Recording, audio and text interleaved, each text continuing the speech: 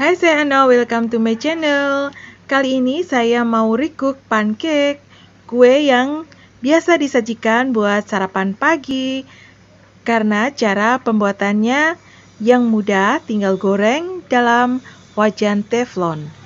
Kalau tidak punya wajan teflon, wajan biasa pun juga bisa dengan dioles sedikit minyak atau dengan mentega.